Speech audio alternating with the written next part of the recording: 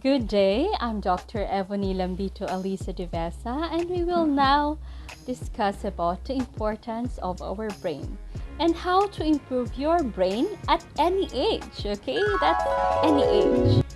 Do you know that there are more connections in the brain than there are stars in the universe? Yes, there are a lot of neural connections in the brain compared to those stars in the universe that you cannot even count.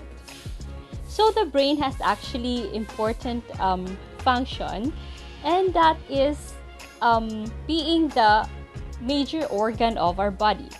So mental health also talks about the brain. So it's about brain's health.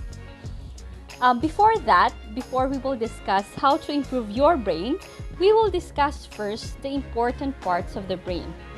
That is the cerebrum.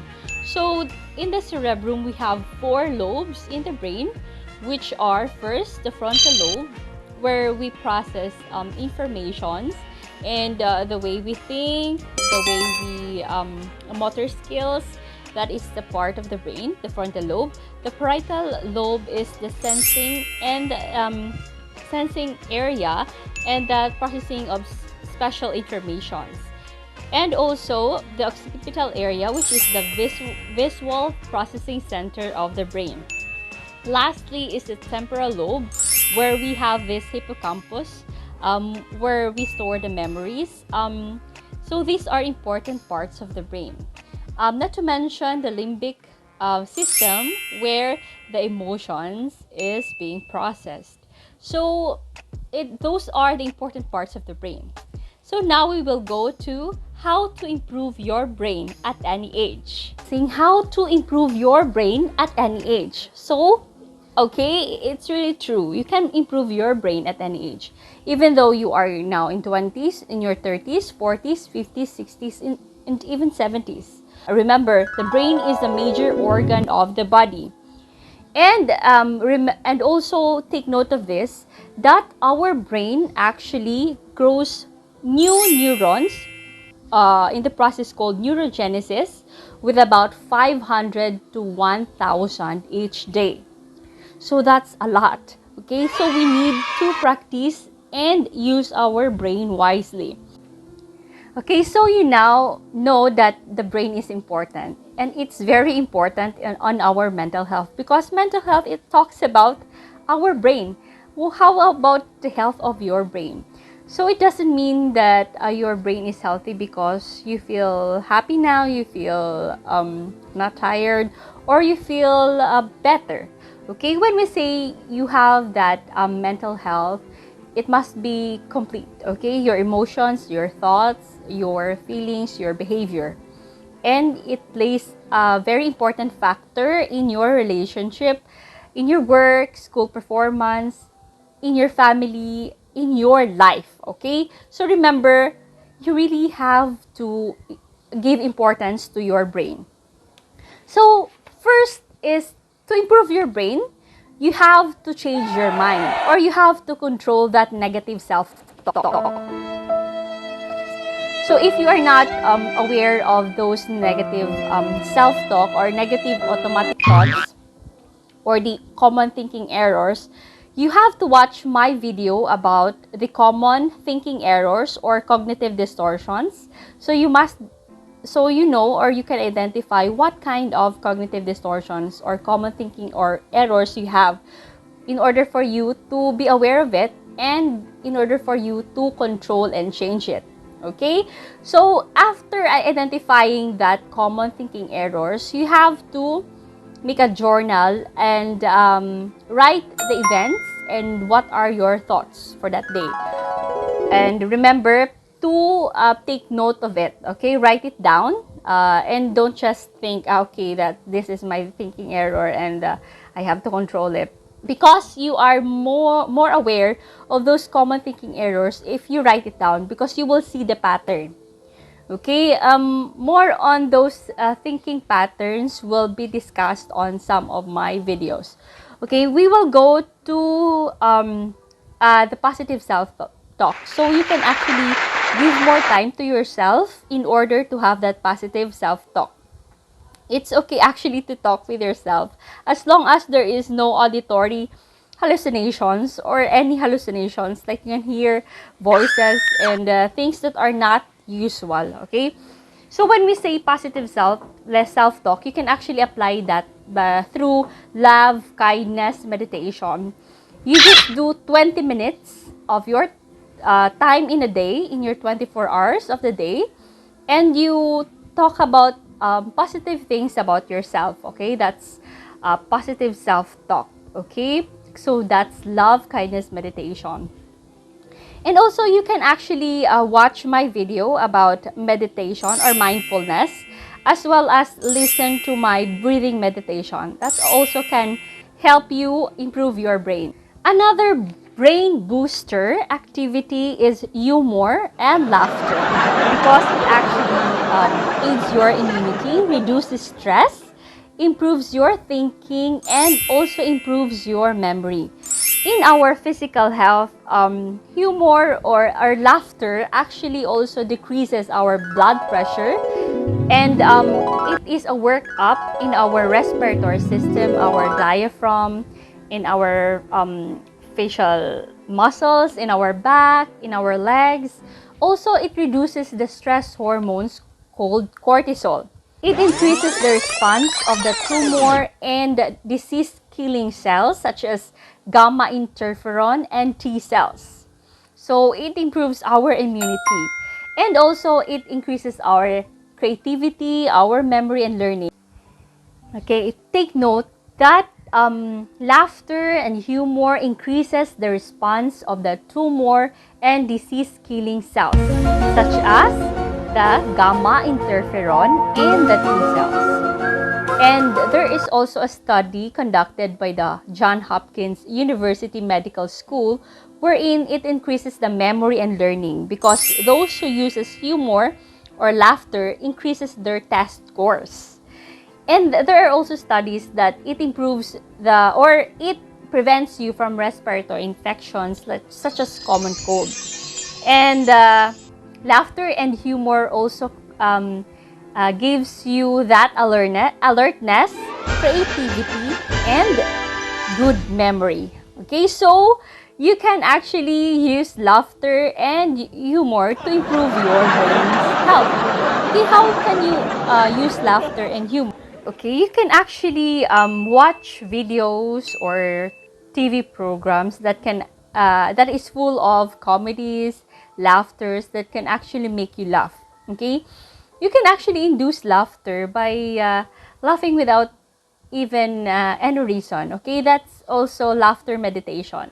So you have that stretching, laughing, and then silence. Okay, so also be with friends who can make you laugh.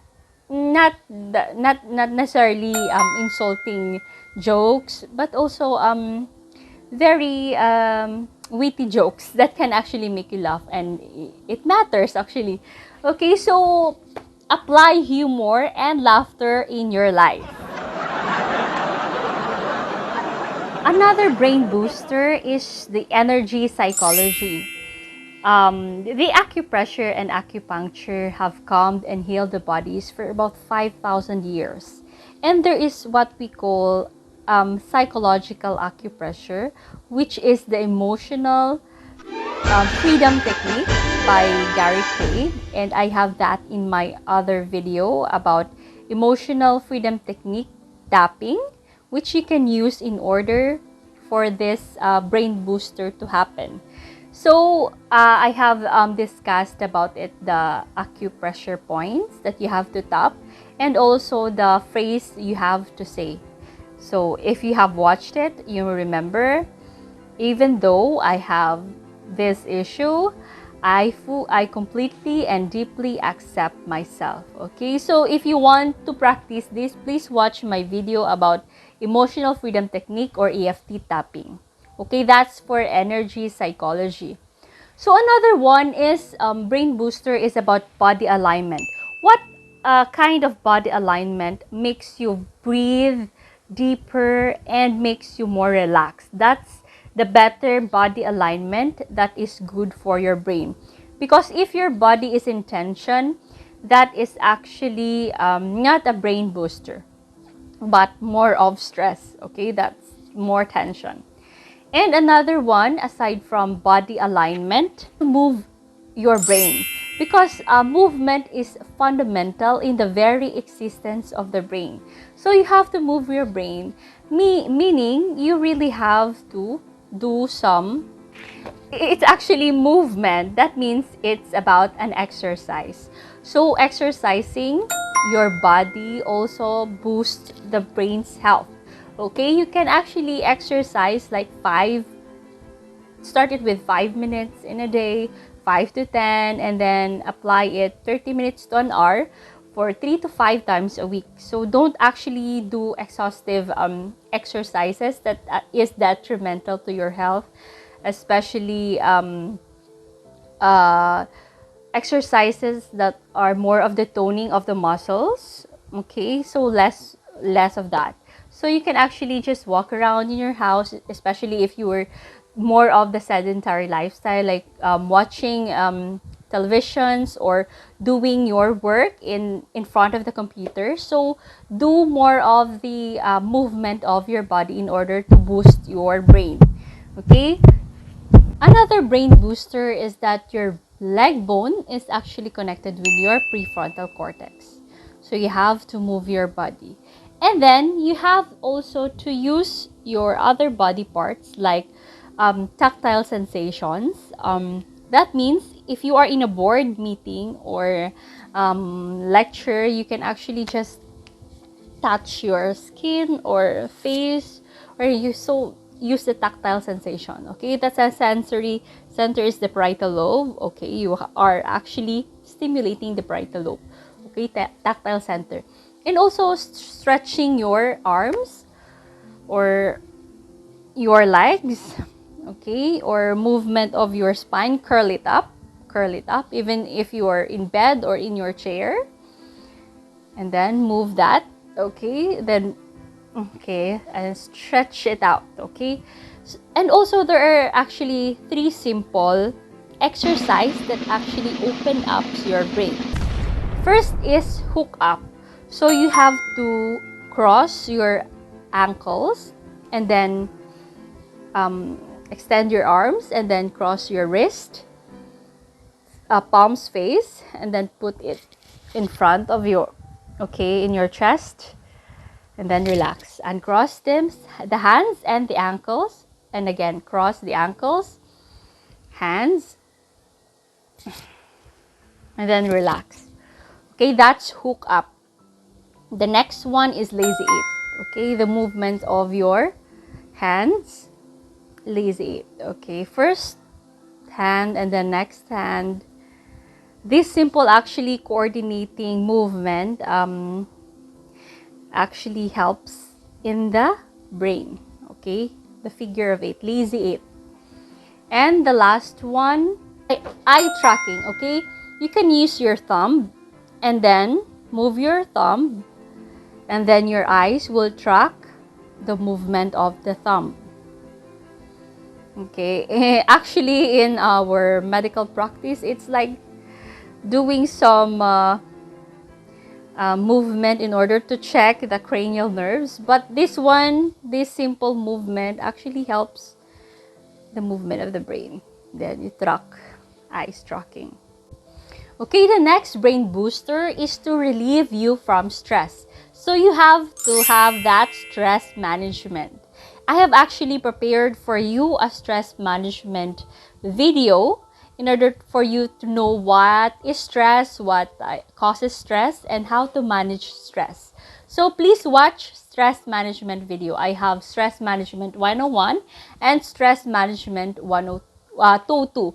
So stress management 101 is actually how to reduce stress and start living, how to think of a way in order to for you to be less stressful. And stress management 2 is more of the cause and effect, and then the important management for for reducing stress. Okay, so please watch stress management video that I made for you. Thank you. Another brain booster is to have enough sleep. So remember that sleep deprivation is the most common mental dysfunction. Okay, so you have to improve your sleep, because without or with deprived sleep, it actually degrades your creativity, your memory, and your learning. If you have watched my video how to improve your sleep, then please watch it again if you cannot remember how to improve your sleep. And for those who haven't seen my video about how to improve your sleep, please watch it now or on your available time. So in order for you to have improved sleep and to have your brain booster with good enough sleep. Okay, colors actually affects your memory. And there are studies that color actually improves your learning and your memory. And it also alters your alertness through the alpha brain waves. Okay, so gray color is actually not good for studying. The studies have showed that. And if you want to have your alertness, brain alertness, your body awareness, use bright or warm colors such as yellow. That can also affect, in order for you to relieve eye fatigue and stress, you can use warm tones such as yellow tones to improve also your brain activity and body awareness. If ever you want to relax, you can use light, warm, cool tones such as blue tones in order to relax your body, because color can actually change your mood.